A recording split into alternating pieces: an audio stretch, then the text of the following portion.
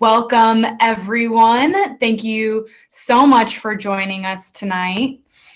Whether you're tuning in from Ohio or Pennsylvania or other regions of the Rust Belt and beyond, we are just so happy to have you here.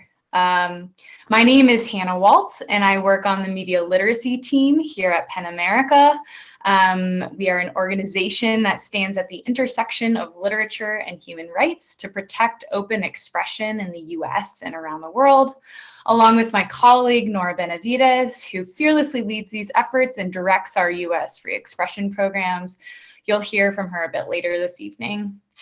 At the beginning of the year, for some context, we launched our media literacy programming with the goal of combating the erosive effects of disinformation by way of workshops and conversations with local journalists, and have since partnered with other like-minded organizations along the way, which is actually how this event came to be after a series of conversations with our close partner First Draft's local news fellow in Cleveland, Shayna Black, who's here with us tonight.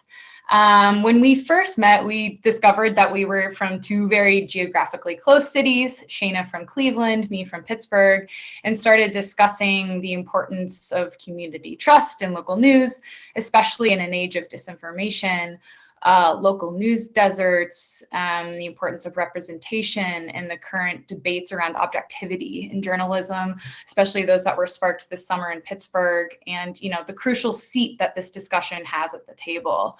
And then we got to planning, and the rest is kind of history. Shane has been such a crucial thought partner in this event, and I just want to hand it over to her quickly to say a few words. Hello, everyone. Thank you so much for joining us. And thanks, Hannah. It seems like it's been a long time for us to put this together, but it really came together super quickly.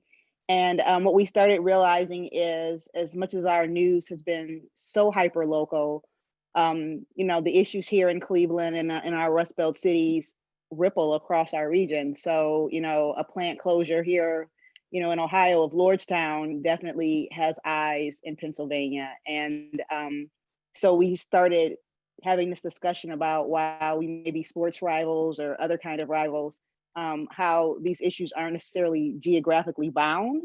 And so how we can also start bringing more people to the table and having more conversations so that we can support each other as our newsrooms get smaller, unfortunately. Hannah? Thank you, Shayna. Yes, so before I turn it over to our incredible panel this evening, I just want to give first a quick shout out and huge thank you to our partners and co-sponsors, First Draft News, the World Affairs Council of Pittsburgh, Black Girl Media, Ion Ohio, and Presente. And I was just thinking about that we do, sometimes are thinking that the Zoom fatigue can sometimes feel very real, but I'm really grateful for the opportunity to collapse this distance between us all, especially for an event like this, and then to be able to represent Pittsburgh, Youngstown, Cleveland, Columbus, all on one panel tonight. So that leads me into introducing our really crazy, impressive panelists. So, you just met Shayna, but we have Shayna Black, founder of Black Girl Media and local news fellow for First Draft in Ion, Ohio, out of Cleveland. Ron Calhoun, publisher of the Cleveland Observer, out of Cleveland. Jess Harden, reporter for Mahoning Matters, out of Youngstown.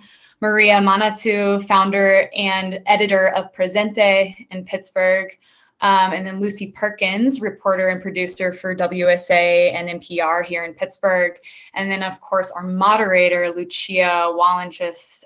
I may have butchered your last name, I'm sorry. Goes good.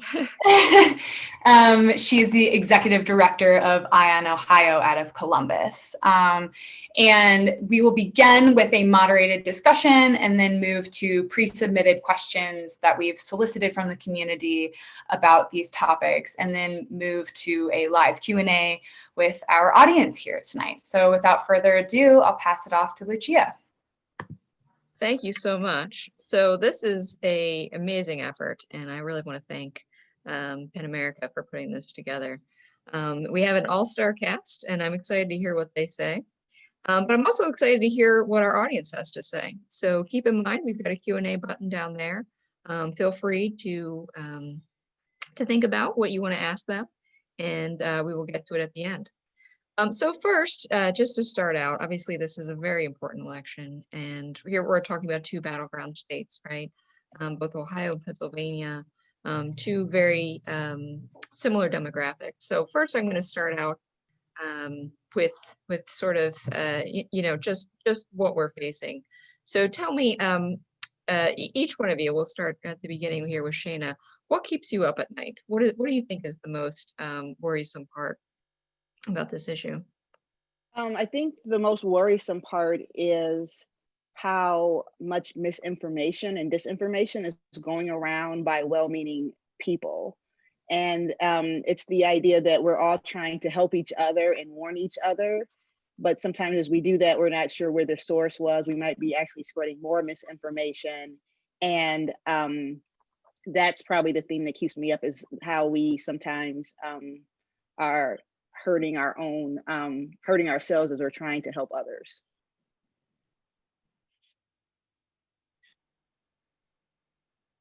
And you can feel free to jump in, but if not, I'm going to call on you. Okay, I was going to add that if I were to add to that, how the misinformation really disengages. It really makes people feel like, you know, why should I engage in the political, social, economical issues that are going on when there's so much, just you're saturated with so much information, and then a lot of it is misinformation. So the fact that people disengage. Coming from Youngstown, Ohio, I think that I agree with both of what Ron and Shayna said as well. But losing our daily newspaper, I think, adds a kind of context to this situation of misinformation, in which there was previously this kind of equator of information for people in Youngstown, and that's missing now. And it's also the first election that it'll be missing for. So I'm worried about the gaps that creates. And I think that that kind of combined with just the rabidness of misinformation on Facebook and social media has really created quite the problem for us. Yeah, I would add to what everyone has already said as well. And I think something that really keeps me up at night is trying to find ways of tying all of my sources together when we're talking about one issue. You can interview 4 voters on an issue like healthcare or something like that, and depending on where you get your news, you're going to have really, really different answers. And it really does feel sometimes like I'm talking to people who have 2 different kind of bases for reality, because whether that's just the details that their organizations and outlets that they're reading or listening to or watching or prioritizing, or it could just be misinformation or disinformation too. But it's really hard to bring everyone together on one topic like that when you're working from completely different sets of facts or misinformation. Yeah, and I absolutely agree with that. I think that's the most startling to me, is that I think people these days are living in complete different realities.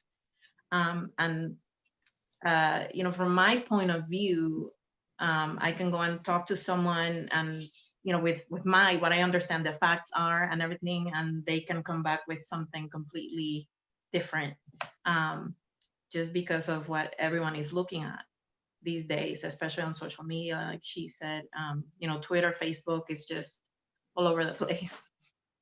So that kind of goes into my next question, and that is, how do you stay nonpartisan and a neutral observer, sort of just a reporter of the news when everything is so slanted, sort of one way or the other? Ron, do you want to start with that, and then maybe Lucy after? Yeah, I struggle with it. Today's society, you got to pick sides. And that's just the way it is now. And I can't pick sides. I'm a conservative liberal, and that's kind of in the middle. And I think a lot of people in the middle, and some people would say that that's kind of the coward's way of dealing with this whole situation. But I truly am a conservative with a liberal background. So when I filter the content, or when I filter the writers, it's from that kind of a filter. So that kind of grounds me and settles me into what I want to present. And and I think that's what's gotten me through it, because it's not going towards one side or the other. And that's my filter. Yeah, I think the way that my organization, we're the NPR station here in Pittsburgh, and the way I've been thinking about this is, you should treat every story and every person you're interviewing with fairness and be an accurate reporter. I think that obviously everyone is asked to take a side right now, but and it would be silly, frankly, for anyone to pretend that they don't have a set of beliefs and their own identity that they bring into every story with them. I think that would be disingenuous to the people that we're interviewing to pretend that we don't have our own opinions. But something that I always tell all of the people I interview is that, my job is to represent what you're saying as best I can. And I always share my stories with my sources after I publish them, and ask them for honest feedback. And sometimes they say, I think you missed the mark a little bit here. And I kind of take that moving forward. But I think focusing on fairness and just accurate information is really important. I think for me, it's give more information. So knowing that I'm going to slight on my own, with my own views, or I know that I'm coming from that filter, I try to make sure that I'm covering all sides, and, kind of do the devil's advocate, or try to empathize with the other side, and also really just try to enforce and push out the issue that we might be discussing. So while we're nonpartisan, it might be an issue of healthcare and what that means to the constituency, and then just explain it that way, as opposed to, left, right, liberal, conservative. It's, here is the issue, and we just kind of push the issue, and then kind of help inform people of things to look for when they hear from particular candidates, so that they can start making the judgment.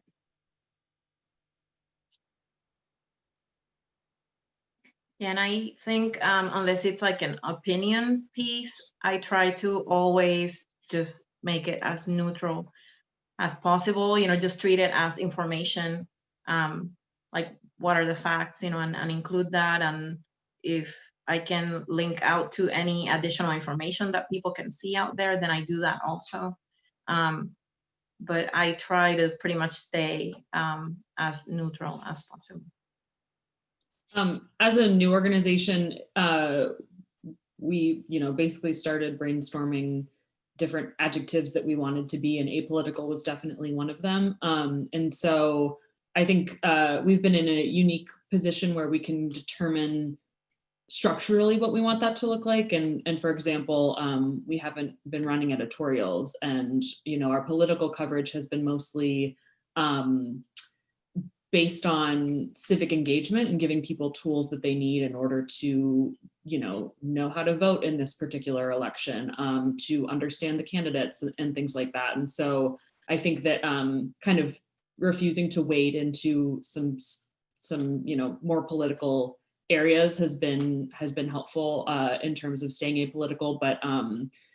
But of course, you have folks on Facebook that'll accuse, everyone of being left, right, or what have you, with any issue, just because every issue is so political and politicized. And I think that part of the issue is that the audience is so partisan, and they're expecting the partisanship of Fox News and CNN from every single media outlet that they consume. So they're reading Mahoning Matters and responding to our reporting of COVID numbers as if, it's a deeply politicized situation. And so that's definitely been challenging, even when we provide the attribution. Oh, this is the numbers that the state reported. This is the numbers that Johns Hopkins has reported. So I think that part of it has definitely been a challenge for sure. Maybe, Ron, you are the best moderate if you're hated by both sides, right? So this kind of goes into my next question of, when we talk about conspiracy theories online, how do you cover conspiracy theories without at the same time sort of giving this fire oxygen? Maybe Jess, do you want to start with that? Because you just hit on it. So I think that covering conspiracy theories requires covering them, just explaining where they came from, and discussing the origin of these issues. So, for example, in Ohio, I'm sure that my fellow Ohioans will know, folks that I'm talking about. But we've got one of the poll reporters at the State House, Jack Windsor, is basically a COVID contrarian and has been asking these extremely pointed, very partisan questions during every single Governor DeWine briefing. And the fact that he's credentialed by the State House makes things really complicated in terms of validating what he's saying as being correct. And he has this, very vocal and passionate Facebook fan base. He writes for, one of those sites that kind of popped up in 2017 or 2018 and identifies as, eschewing the, liberal media, et cetera.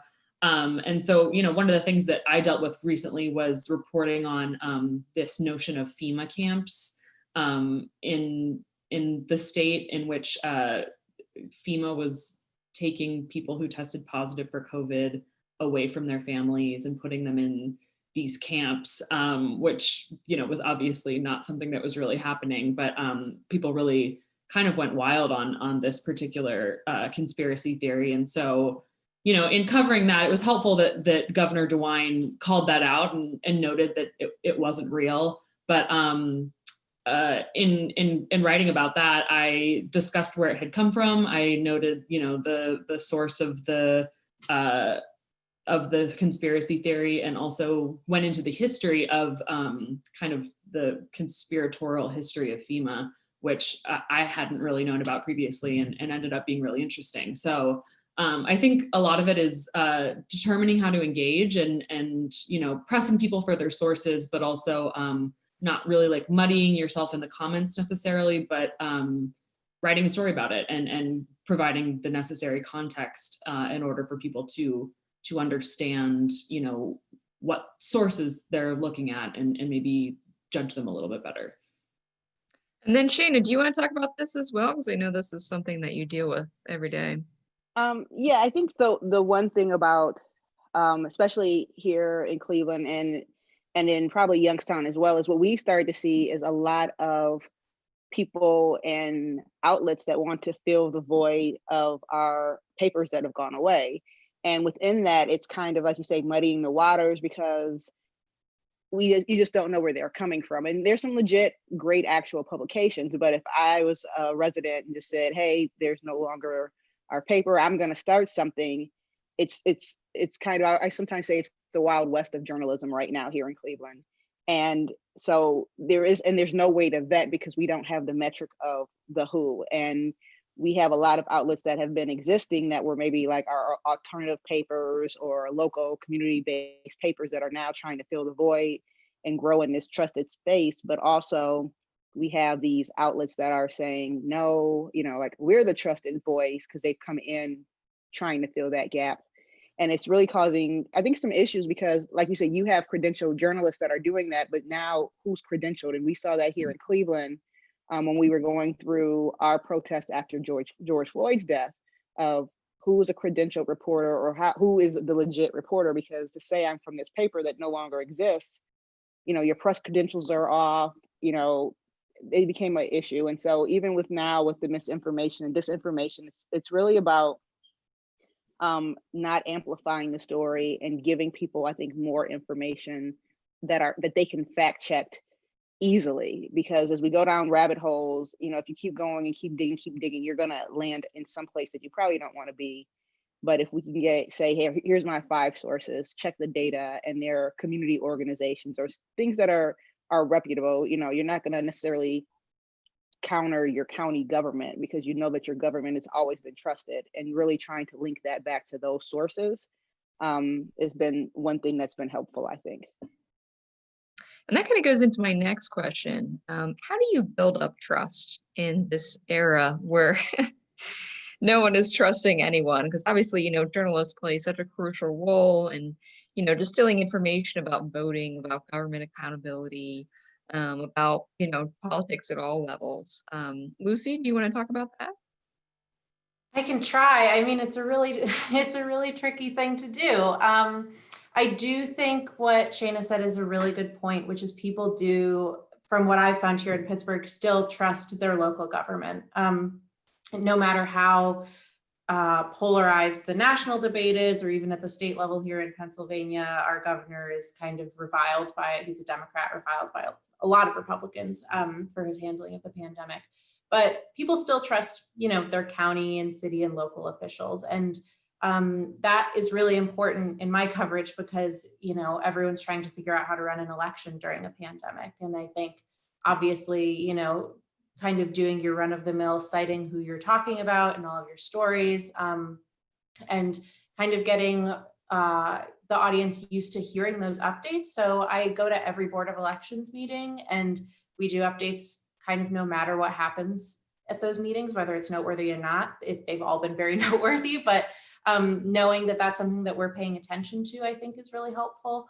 And then the other thing I think is being as honest as you can. And if you have the luxury of time, kind of sitting down with the people you're going to talk to. I'm working on a series this year where I'm following 4 voters from Western Pennsylvania for a year. And so every month we're kind of talking about a different issue, whether, you know, but related to what's going on the campaign trail. And at first, the 2 conservative voters were kind of a little hesitant, and we sat down for an hour and talked. And by the end of that conversation, you know, I had their trust. And when we did a story on disinformation and misinformation, I asked, you know, they were talking about the media and the lies that the mainstream media is publishing about the president.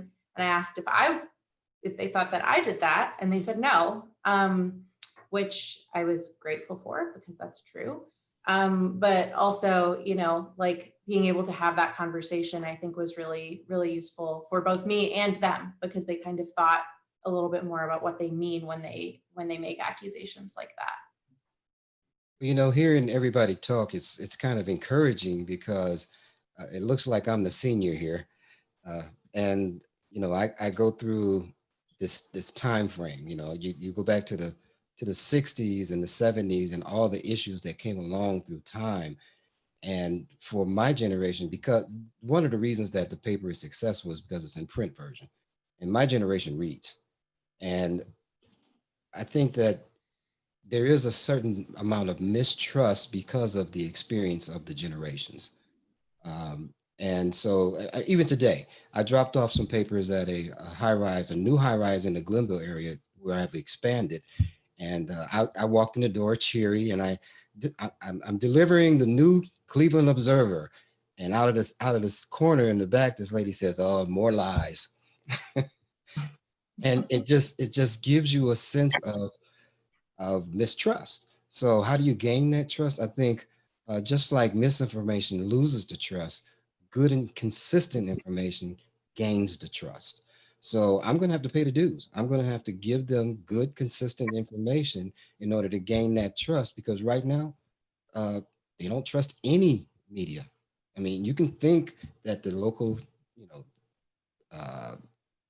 Plain Dealer, for example, or the Pittsburgh main publication, local media is trusted. But if you've been around for a while, even government, that was encouraging to hear you say, we think local government is okay. You won't hear that from my generation, and there's a lot of good reasons why. So again, gaining that trust is the objective, and making sure that you have good data and good information for them to gain the trust. I've also noticed that kind of demystifying the process of journalism has helped in the creation of trust as well. So we're a group of only 2-3 reporters now. And just most of my sources have my cell phone number. And so, if they, or, my email address is on every story, as I'm sure with all your folks as well. And so I get plenty of calls from people that are angry about a story or what have you. About a month ago, I wrote a series of stories about the county health departments investigating the complaints regarding businesses not enforcing the mask mandate in Ohio. And people really hated those stories. And, I had one person that called me, and I think she was, appreciative that I even spoke to her and took the time to call her. And, she said, I saw that my business was mentioned here, and I just wanted to know why you're, undermining local business. And I said, well, if you read the story, I spoke with local business owners, I spoke with the health department, I kind of pointed out the nuance of this situation and the difficulty of enforcing this mask order. And she said, well, I didn't read the story, which, of course is incredibly frustrating. But by the end of the conversation, we had discussed, how the headline she thought was misleading, and just kind of the process of how this all gets baked. And so I think having those conversations has been so important, and is able to kind of turn someone whose immediate reaction is anger or frustration to, oh, okay, well, I understand that maybe you're not the one that wrote the headline. Maybe you could frame the headline a little bit differently, or maybe I should read the story and see who else is interviewed in it. And so I think that kind of having those conversations and demystifying the process of journalism has definitely, in my experience, been helpful in gaining trust, for sure. Maria, I would particularly want to hear about you on this question, because you launched in the pandemic. How do you build trust with your readers and actually show them that you're legitimate and not just it's sort of a product of our times? Sure. So I think one thing that has really helped with our audience is that from the beginning, I've partnered with the different organizations that serve the Latino community here at least in Allegheny County. And when they see that, and that I am following what they're doing at the organizations, and I'm including that in what I am reporting, then I think it helps with building that trust. And sometimes people reach out directly and they say, hey, this is happening, or it would be nice if you could report on this. And as long as we're able to do that, then we do it. But definitely having those relationships with the different organizations, I think, is key for us as a publication for the Latinx community here. So next, we know that it's just been a very difficult time for, if you're Black, Indigenous, a person of color, because there is sort of this we know that they've been specifically micro-targeted, right, with disinformation, sort of as a form of either trying to take advantage of someone, possible voter suppression, that sort of thing. What are some things that you are doing to try to bring better information and to try to sort of address this issue?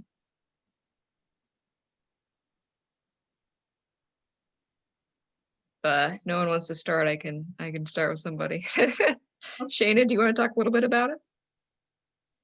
Sure. I think, and I was reading the question in the comments, getting ready to answer that too. I think the one way to make sure that the information is getting there is realizing people have to be connected with in multiple ways. So, as I run a digital platform, I also realize that running stories on Facebook are often going to be are competing with the actual misinformation. And we often know people don't click, or they might not be seen as fast because it doesn't spread as fast.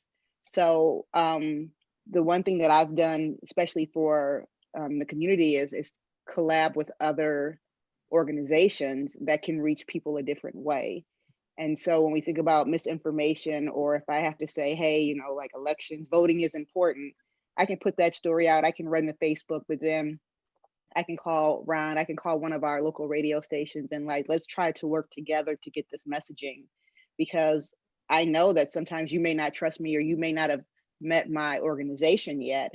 And you know, at this point, you know, elections are coming up. We might not have time to gain that trust and for you to get to know me, but I also know that you may trust Ron or you may trust Jess. And so how can we work together to get this information out into the community and team up with the trusted source in that community so that the stories and the information can get there? Without a doubt, I think collaboration is definitely the future for all I mean, if we have the same message, the same truth, because that's what it boils down to, going across multiple platforms, I think that's going to speak volume to the audience.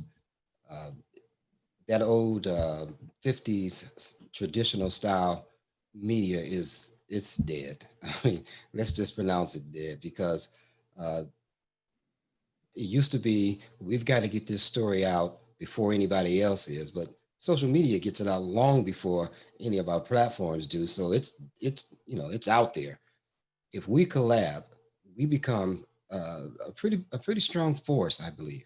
And I think that's what's working for us here in Cleveland. We have a great collaboration with Solutions Journalism Network that in my mind is working perfectly, because I can Shayna put a story out just today about pregnancy and how it affects minorities, and how the COVID even added on to the disparities. Uh, Across at least 4 other platforms that say, "Hey, I'm going to publish this." So I think that's the future.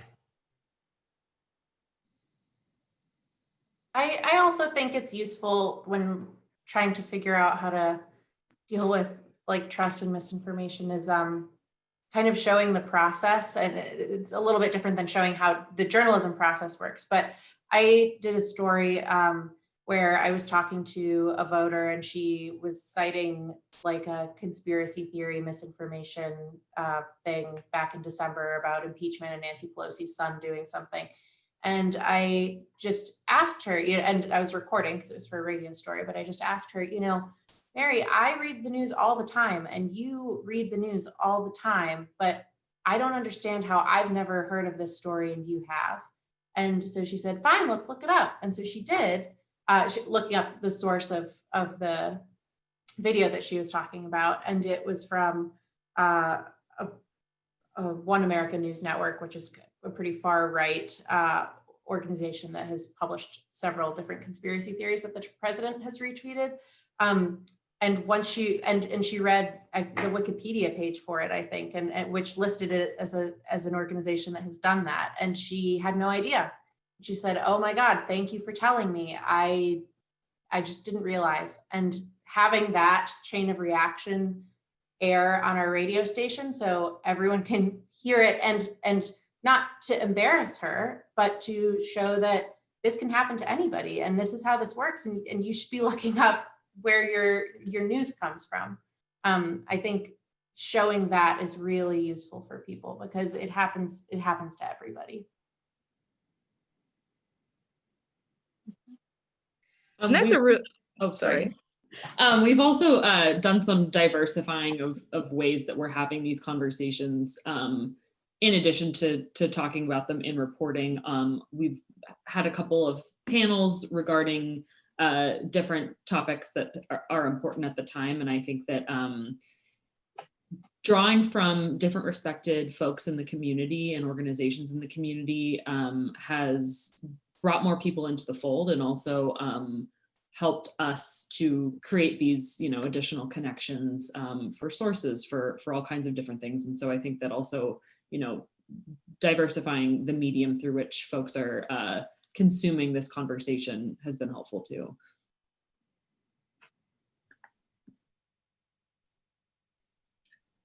Okay, great. So first I'm going to get to the first one of our questions from our audience. This is from Palma McLaughlin. She says, cognitive theory tells us that if a false fact is first introduced at the beginning of a piece, it's harder to debunk, in the rest of the story.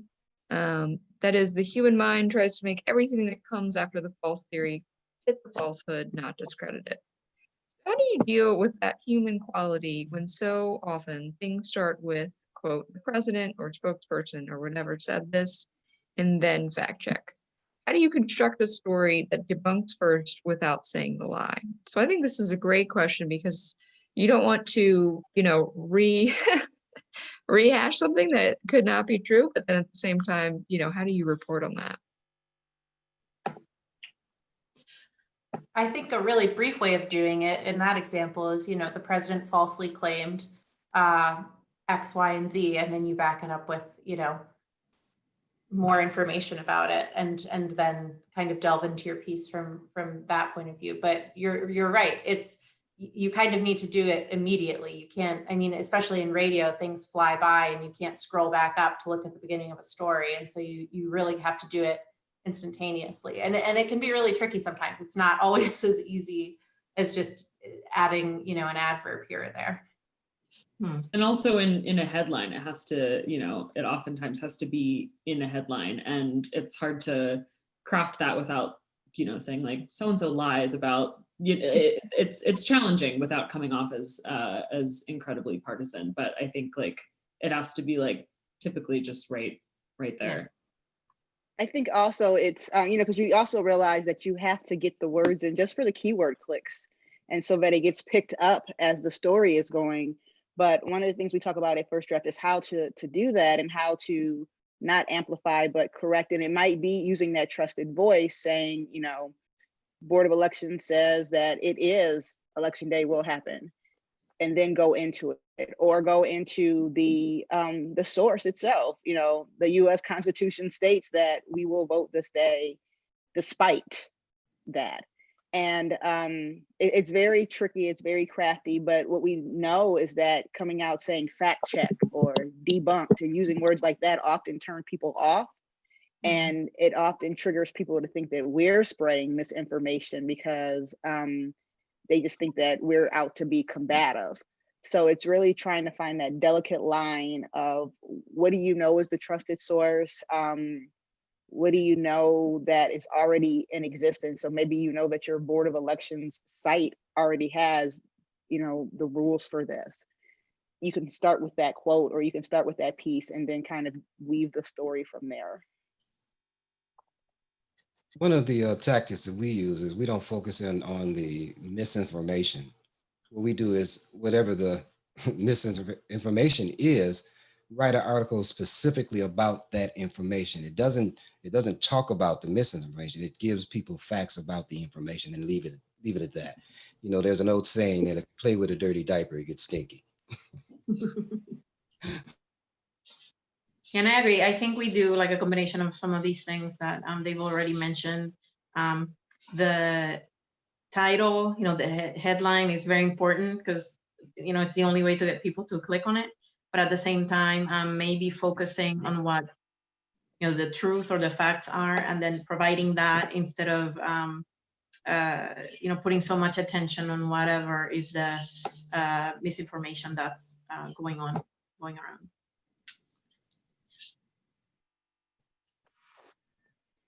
So we're sort of at this very historic time in Ohio politics, at least. And I probably should have started out. I'm originally from Pennsylvania. This is particularly interesting to me. Recently the Speaker of the House was arrested for allegedly basically running a dark money ring through a 501c4, allegedly. So, how do we go through when we have such sensational headlines, that are true? And, we're also trying to, as I say, I don't know what the onion is anymore. There's this has been such a sensational time that it's, in some ways hard to kind of differentiate yourself from that. What are some tactics that you use, when you're dealing with a very sensational story to kind of, build that reader that reader trust there, that what you're saying is well fact checked.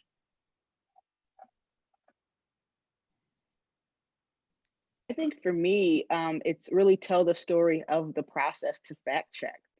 So as as you go down kind of the rabbit hole and say we started here, and then I tell the story, and we ended up at again, like, the governor's website, and then we went to this other trusted source, and we found this, and we found these people that are linked to this thing in North Carolina who was a shell company. I think as you to answer the story, and to get people to kind of at that point, they want that answer. They're almost craving an answer just as sensationalized, that I take them on the journey in the story. So that way they kind of get that feel as if they're chasing it down with me. And I think some of that helps the kind of combat that emotional piece. For that Larry Householder story, I think one of the ways that we tried to tackle it and break it down was to just localize it really well, and to, well, if he's arrested for, embezzling this amount of money, then how much, what did Mahoning Valley politicians receive from the 501c4 that money was funneled into? How does this impact folks locally, and what are some ways that we could use, public records to back that up? And so I think that, we don't really report a whole lot on national or regional news unless there is a local component. We'll get maybe an AP story or something like that. But I think that localizing some of those more ridiculous situations has definitely, connected folks to it and allowed them to more easily trust that information.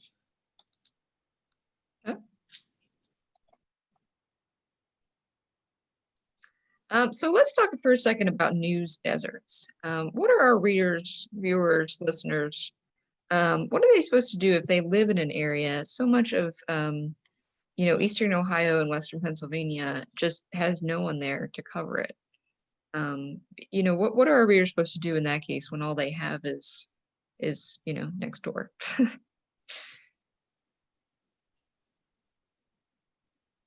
Yeah, I think that they're going to just kind of take the bull by the horns. If you recognize that there is a news desert in your area, even though you might not feel qualified or might not feel that you're the person to do it, sometimes that's all it takes. And I would encourage, for me, coming from a IT background into this media background was a tremendous learning curve, but I'm finding a lot of enjoyment out of it. So I would encourage people to trust themselves and trust what they know that their community needs, and go after it. Go ahead and try it. It can't be any worse than what it is, a news desert. Yeah, and that's actually how Presente got started. Same thing you're saying. I have been here in the region for over 20 years, and every time I heard of something that was going on the community, or some good news, just the different leaders of the Latin organizations doing amazing things, and I was just like, well, this news isn't out there. Like, why? It really needs to be out there. And I found myself thinking a lot, oh, wouldn't it be nice if there was a publication that shared this information? And then eventually I kept looking for reasons it wasn't going to work, or trying to find people who would tell me, oh, 100% it's going to work. And eventually I just said, well, I have to do it. I have to do it because the people, the community deserves it. And I did exactly what he said there, what Ron said. Just started, and it's been great so far. So I think that's the way to tackle those news deserts. Let me add to that I think once you take that step, once you dive in, let what you need in your community drive you. Exactly. In Cleveland, all we got from local media was shootings, robberies, mugging, Mhm. and there's just so many good things going on in Cleveland. My passion was, well, I'm going to tell both sides of the story, and not necessarily both sides of the story in terms of the muggings but there's another part of Cleveland. All you hear is the negative things, but there's so many good things going on in Cleveland. And when I let that drive me, that content drive me, is when this thing just kind of opened up. So I would I think encourage people to just focus in on what your community needs. And when you come up from air, you'll realize, wow, I've gotten a long way here.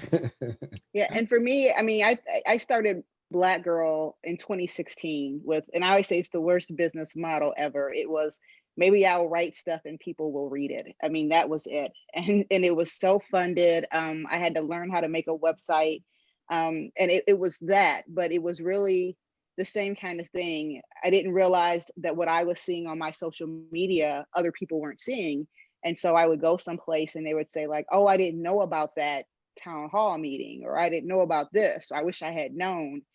And Right. so really it started out just being an e-newsletter where I would put out like, here's what's happening in Cleveland, here's some things you need to know.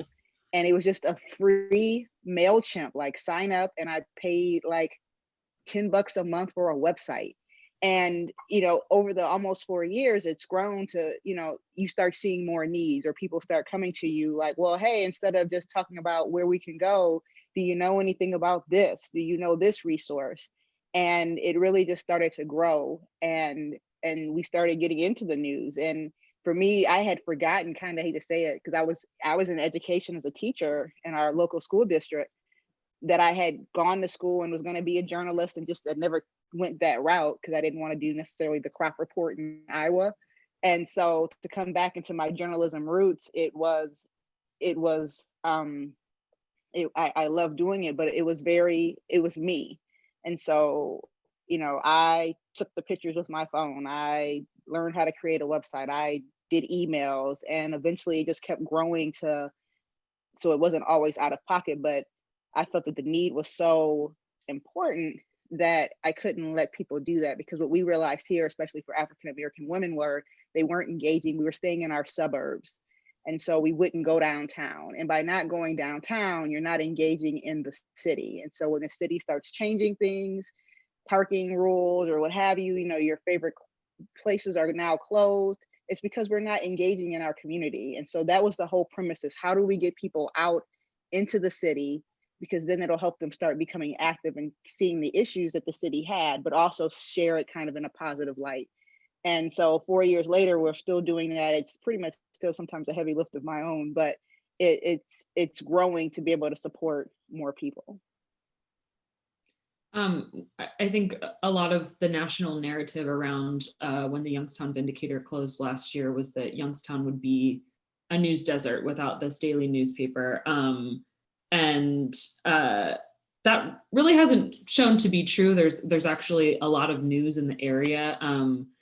And there's 2 TV stations, a business journal, and a newspaper in the neighboring city of Warren, Ohio, that has also purchased the name of the Vindicator and the subscriber list and continues to publish an edition. And I think that one of the lessons we learned was about finding a lane in that area. And, because my editor talks about how kind of an old school newspaper was like a Happy Meal. You had your comics, you had your crossword, you had crime beats, you had, sports stuff. And it's not really possible to do that at the moment with the resources that we have. I mean, we have 3 reporters, so, we're not sending a reporter to every, ambulance that goes by, or every house that's burning. And so I think that one of the ways that we've tried to exist in this, journalism desert has been to find a lane and to try to be able to figure out what we want to be in this particular community. And I mean, it sounds like that's kind of been the story for a lot of folks here as well. That was mine. Initially was to have some kind of continuity between city government and the community. Things would come down the pipe, and it's already a done deal, and we're finding out. When we see the bulldozers show up, it's like, whoa, whoa, whoa, what's going on here? So you're right. Once you find that lane uh, and focus in on the lane, other things will develop as you go. But you're right, correct. Just start with something simple, as they say in the military. Keep it simple and move forward. And if I can add, for resources and support, one of the things that I think Ron did excellent is he trained other local community members to tell the story. So, we may all be, we may not be able to afford the freelance writers, the professional freelance writers. And so he worked with some other reporters that were plain dealer reporters or with other news agencies and trained community members on just the things to capture from these meetings, because what you find out is that while that your community is hurting, there's some other people that know that too. And so really just trying to pull together, kind of a ragtag team of buddies to just get the story out. And people will be forgiving if it's not, the perfect news article, high level journalism. They just want to know. And so, use your neighbors, use whomever to start collecting the stories and covering school board meetings or what have you, and you can grow from there. Now, this is a very difficult question from a reader. How do you get that conspiracy theory? And, how do you stop it before it gets too big? I mean, I feel like by the time I hear about it, it's probably too late. I don't know. I think, God, that's really, really hard to know. I think a lot of things that we've talked about, if it's part of a story, if it's an integral part of a story, or you take it on kind of head on to debunk, obviously, like, don't sensationalize it more than it needs to be.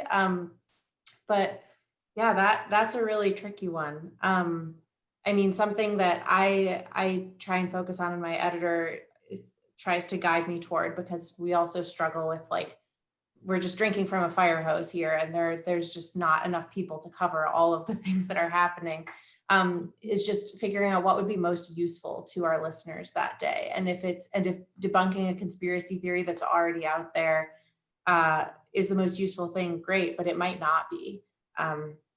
It might be explaining how vote by mail works that day. I don't really know what you do about that. I actually don't know if there's anything you can do about that. Mm-hmm. Once again, Yeah, turn it into a story. I mean, personally, how do you do that? I've had friends do things on post things on social media, and instead of getting engaged in the argument, I'll send a personal note saying, "Where did you get that information? Could you send me the link, because I want to read about that?" And and then you get crickets, because they don't even know where they got the information from. So how do you do that on a media level? It's really the same thing. You write up an article that asks that question, and you can write it up in a way that it asks the question over and over again to the point where people will say, well, maybe that isn't true. I agree. I think it's, we have a term we call tipping point, and usually that's when it starts to pick up on radars, like, okay, it's been 1,000 people, but also who's tweeting it, or if an influencer gets it, it's about to spread like wildfire.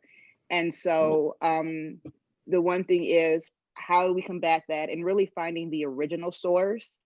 And sometimes I'll just comment that, or just happen to have a story about something that's related to that, without necessarily going there and trying to combat it itself. But I think the other piece to do with the conspiracy theories is recognize, and we looked at that with the Save Our Children rallies, that sometimes they've been keyword squatted, and we're actually reporting the conspiracy theory because we didn't realize, and we followed the story, and we didn't follow the trail of where it's coming from. So I think as we go through that, it's really just imperative to kind of take the pause, while you can't really take a pause in journalism, and make sure that we're informing people just differently, or just to make sure that they are well versed, and that, you know, we're the trusted voice, so we've got to use our voice. What can our readers, listeners, and viewers do if they see something online, but they feel like they don't know where that source is, and they feel like they don't know if it's legitimate? Well, you're going to have to put the work in, and you know, Google and YouTube knows everything. In fact, I do a lot of Googling, and you have to get it down to the nth level where that source, and Shayna hit on it, where that source came from.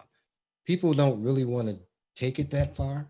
So we as journalists, you know, honestly, I think that back in the 60s, we had these great leaders that had a plan, strategic plan to deal with civil rights. I think journalism is the new leadership in America. I really do. Collaboration with journalism, that is so powerful, and I think we're kind of in this quasi liberal space right now. But once we focus in, we're going to be the new leaders of the world. A couple easy things to do is always just go back to the original page. And so if it's a Facebook page, there's a little box that says page transparency. And if you click that, like, the doors start to open up for you. And so, like, I almost do that now with just anything, just for fun. And so as you go through it, you'll realize, like, hey, this news source from the Pennsylvania news source, when you click it, is based out of, you know, South Carolina. And it's also connected with this other news source that's running the same exact story in 5 other places. And so one of the simple things I always say is click. I mean, give it the click, but then follow the click. Another quick thing I often do is scroll to the bottom of a website, which is sometimes hard because it keeps populating. But if you can hit the bottom of the website, you'll find out, like, oh, who owns this? So when we talk about the Vindicator, realizing that it's no longer the Vindicator, then I can track the owner of that company and find out who they are and find out if they're legit. So it's I call them nice rabbit holes, because even 1 or 2 clicks will start to give you a lot of information that you can share with others, or even just in your personal social media findings, realize if you want to share it. Yeah, I've had I mean, I feel like I run across news sites that I've never heard of before that are supposedly local news sites all the time. There was a resource that Hannah circulated regarding slime sites and just kind of fake news sites that have popped up in recent years. And I think that's got a pretty good list of a bunch of different kind of faux local news sources. Yeah, I mean, like, it could be really hard though. There's one that is kind of a right-wing sort of conspiracy breeding ground site called like the Ohio State House News, which sounds really similar to the State House News Bureau, which is an actual organization. And there's just, I think it can be really tough to figure out, you know, what's right and you know, what's real. I think also I find myself like Googling the background of, you know, maybe the person who's behind the site. You know, are all these articles being written by the same person? Is this person like, you know, like what's their Facebook page? Like where is this person from? Are they from the area? You know, those kinds of things. I think that, you know, it helps that we're journalists and that we can kind of go down those rabbit holes and know which ones to go down in order to figure out if a site is legit or not. But yeah, I think Shayna said some good stuff about like just like finding the about page and like just trying to figure out like who owns this site and where did it come from. Yeah, One thing sorry, go ahead. I was just gonna say, sometimes like just reading the title or like the start of the story, you just get a gut feeling like something's just not right. And I know even at the national level, I've been on YouTube and all of a sudden, you know, like an ad popped up about this, you know, like saying all these fake sources and we are, you know, the source providing the right information. And unfortunately, I think these days, with the design and just even the way things look, like they look professional, you know, like you're like, oh my God, this looks legit, you know. But then I actually, like they said, you know, just Google it, just keep going until you get like really deep into like what they're about. And I found out, I was like, oh my gosh, this is like a hoax. You know? So yeah. This is kind of a far-reaching future solution, so it's not very useful for anything that you're going to be clicking on in the next like 3 weeks or anything. But you know, I think it's it's a really good idea if you have kids in a school system to advocate that for local curriculum about, you know, media literacy. It's something that really doesn't exist in a lot of the public school system, at least in Pennsylvania, and I can't imagine that's much different than anywhere else in, you know, the Midwest or the whole country. And I think, you know, advocating for that is really important. You know, you read all sorts of things about whether or not young people are savvier than millennials when it comes to kind of discerning what's real and what's not. But it's something that needs to be talked about. And if kids are made aware of it, that's kind of shaping the next generation for being smart when it comes to media literacy online. If I can add one more comment, the other thing that we often talk about at First Draft is just, have you been emotionally triggered by the content? Because usually that's a great indicator that you're looking at misinformation. So if you're scrolling and you're like, oh my God, I gotta share that. What's happening? You know, anger or, you know, even just memes, that's usually an early sign that you're probably looking at something that's in that disinformation realm. And so, because you see something and you want to tell people immediately, like, they're coming for our children, we've got to do something. It's in that instance that we're seeing it and we're not clicking to do anymore because we've been so agitated emotionally that we're not even going to do the research, and it's got us. So I find myself doing that, like, what's happening? And then I'm like, wait a minute. Mhm. Or, and I've taken stuff down after I've shared it just because of that moment of, they're coming for our children, or, you know, they're going to give everybody COVID door to door. I've got to tell people. And that's the moment where when you stop trying to click and you want to inform immediately, it's in that second that you might realize you might be actually touching and experiencing misinformation.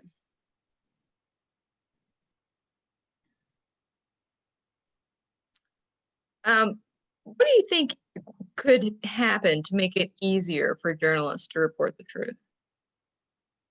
What do you see as your ideal possible solution to this problem? Or is there one? I mean, to be very straightforward about it, people need to contribute and donate to their local news organizations. Like, we can't do it without money. It takes money to pay people to go out and cover, you know, our region. It's really just impossible otherwise. So if it's something, yeah, it just takes money to do. It's a job, and you need to pay people to do it. Totally agree. And I also think Lucy was right on the ball about the media literacy piece. You know, I often talk about, I was kind of an 80s kid. And so I remember having to cut out the current events from the newspaper and have to watch State of the Union addresses and write a little, almost like a book report. And so that idea that I was already interacting with government, I was learning, I was dealing and touching media and realizing that, and we were talking about the news as opposed to kind of talking about it quietly in this other space that's unregulated. I think, you know, I used to work in a high school. I was a high school assistant principal, and there's so many kids who are now adults that don't interact with media the same way. Just, you know, even computers and laptops, it's TikToks and phones. And if we don't teach kids, we are not going to have that informed citizenry. And I know Ron and I are working on a project now about just getting terms out, because we throw around terms like Antifa, but if you don't know what fascism is, it doesn't make sense. And so really, you know, kind of working to, I think, you know, and that's what we do at Black Girls. We want to educate people and get back into schools because of my background, but how can we help educate folks on what the terms mean? Simply, you know, oh, you're a liberal. What does that mean?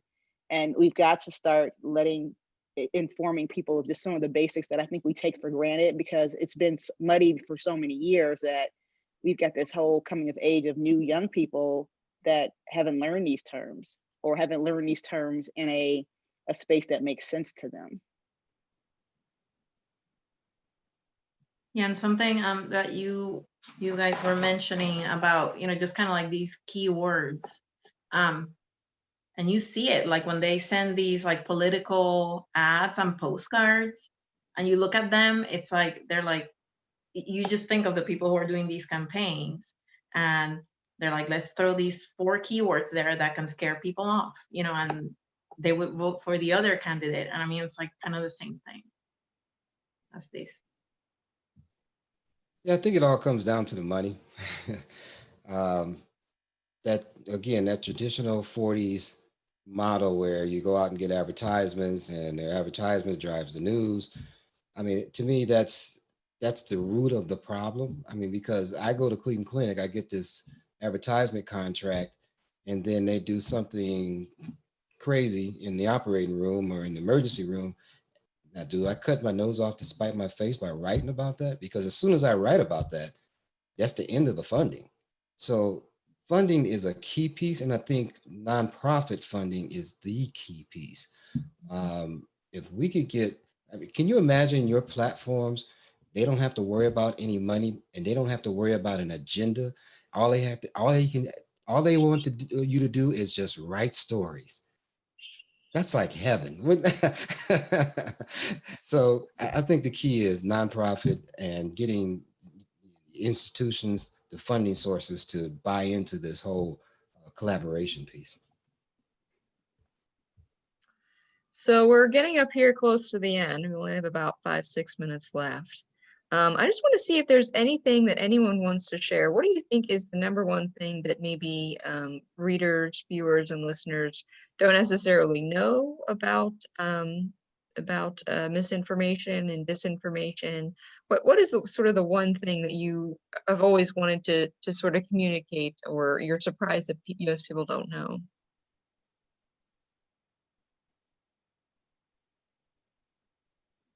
Or did we cover it all? I think, and I kind of touched on this earlier, but I think it's the idea of misinformation is something that no one thinks that they're susceptible to. And because when you consume it, you don't know that it's happening. And, I get emails from my mom with stories that seem, fine, and then you click on it and it's just totally astonishing. I don't know how she got to that website and found this article and decided to send it to me. This is not it's something that can happen to everyone, and it's not partisan. I think people on both sides of the political spectrum are totally involved in it, and so I think what I would encourage people to think about is, like, no one is above this, and everyone is kind of swimming in the same stuff online, and it's everywhere. I'll say, I think in addition to that, it's not always online. So we're seeing a lot of text, and we're seeing, like, I just saw recently in some of our suburbs that people are, if you have a Biden sign in your yard, they're getting letters in their mailbox saying, I don't know if you know this, but by having that sign, it means you're a BLM supporter, and that you will be on the hook for reparations if someone knocks on your door. And so, someone is printed. I think when it's in print, people think it's a little more legitimate. And so that's the one thing I would say. And the other I would often say is, it's not always it's not always dark money. There are just some people that just they want the likes. And so they're creating these things to get likes and engagement. And it could be, Joe from down the street just trying to be funny, but it causes confusion. So I think that's the one thing that I think people miss sometimes, is that misinformation is not always nefarious and dark money. It's sometimes just random American citizens for whatever reason. And some are just wanting to profit, but it's not always, the Russians or something larger. I think that also kind of opposite your point, putting social media between people and news sources just seems to distort and confuse in a lot of cases. A lot of our traffic comes from Facebook, and if Facebook changes their algorithm like they did recently, like it throws everything off. And I'm sure that it's the same case for a lot of y'all.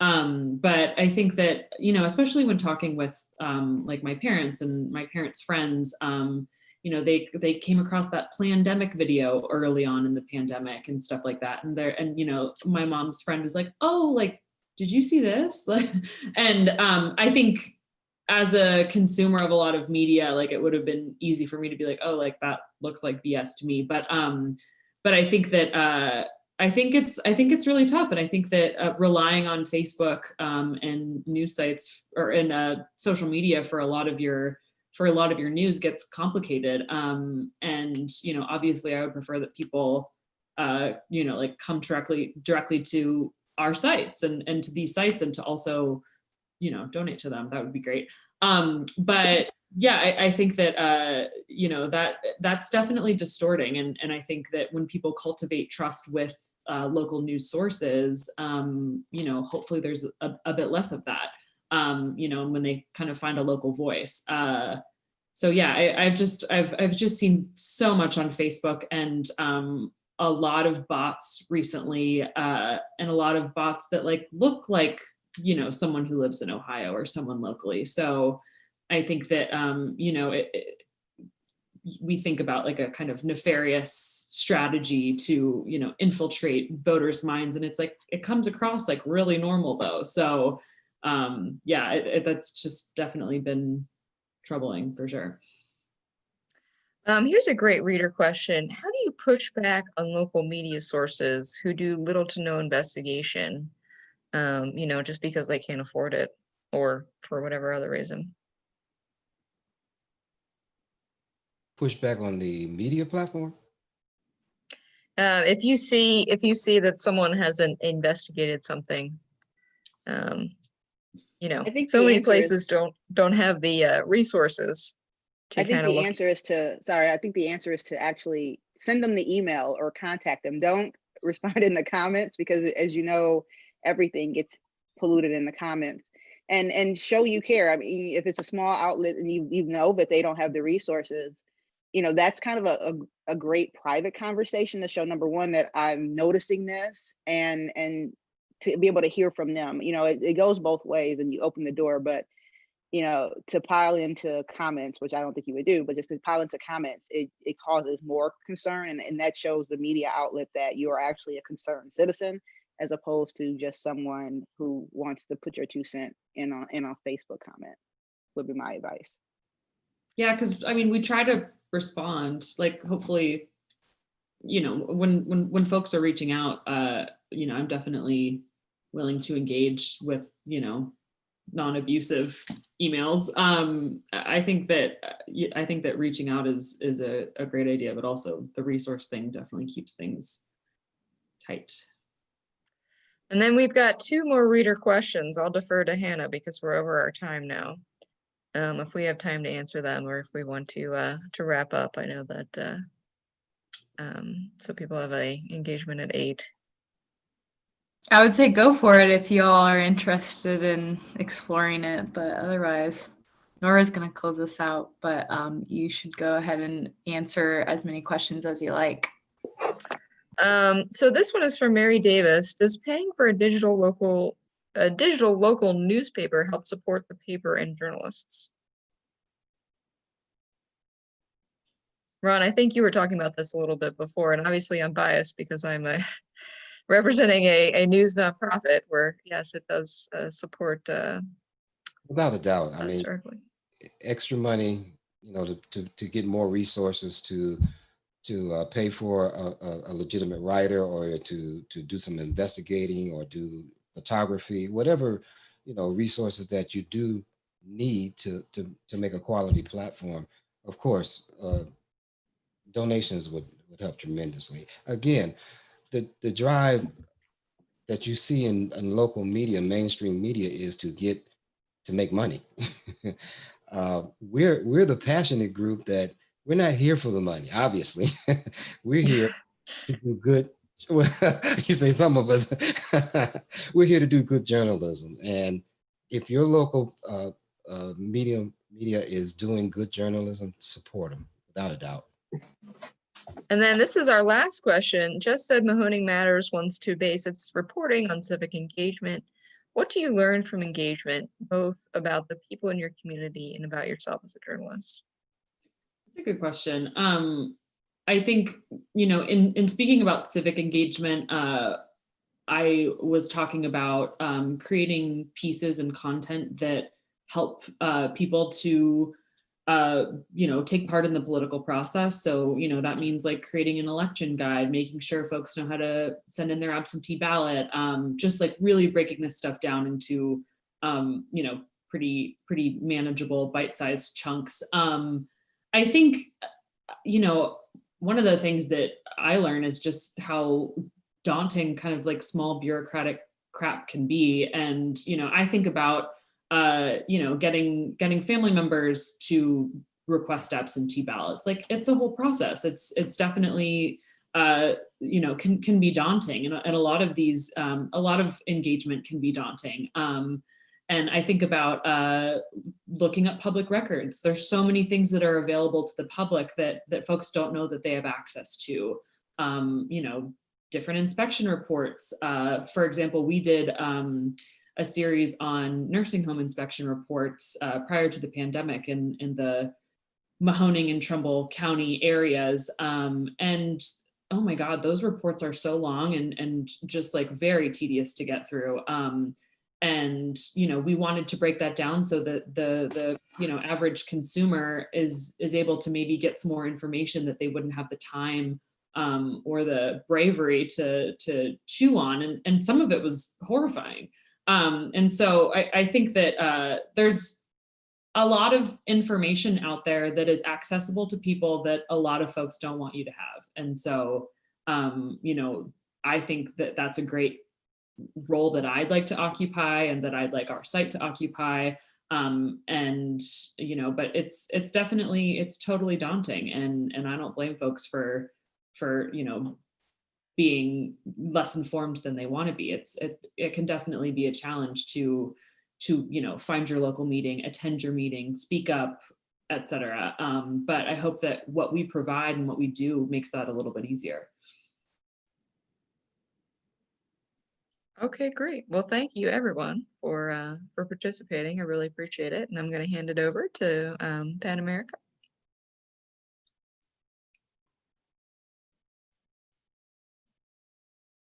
Hi, everyone. I'm Nora Benavides, and I just want to say thank you so much from the PEN America side to, first of all, our audience that has been so engaged. I have been sitting here in the chat, and I think sometimes we're always concerned that interactive real-time engagement will fall flat. And I think this was actually the best example of real communication, live dialogue with amazing experts who also then were interactive and responsive. So one, thank you to our audience. And of course, I want to thank all of our amazing panelists. I was hidden all of this event taking notes actually. And Lucy, I love so much of what you said. Maria, honestly, Jess, Shayna, Ron, even Lucia, your questions and being able to reflect, I thought were really kind of, frankly, emblematic of what we hope media will think about, talk about, and be willing to grapple with. I put, in the chat a link to PEN America's new election defense initiative, which is not the solution to everything, but we're trying to tackle what we can this fall in giving voters media literacy skills, bringing people like all of these experts together for evenings, for town halls, for various discussions. So I encourage everyone to check it out.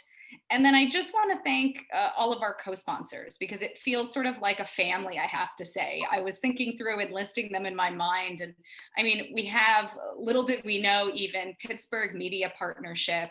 We have First Draft News, Black Girl Media, World Affairs Council of Pittsburgh, Ion, Ohio, Presente. It really feels sort of like those Academy Awards ceremonies when I get booed off with the music because it's so many organizations, but it's really great. And, you know, we're early in ending. I know that everyone is busy and so overwhelmed. So I just want to thank all of you for attending, and thank you to our tremendous panel. We will be sharing this on YouTube for the next month and a half until the election, and we're going to keep sharing. So stay tuned, and thanks again for everything. Thank you. Thank you. Thank you. Thanks, bye.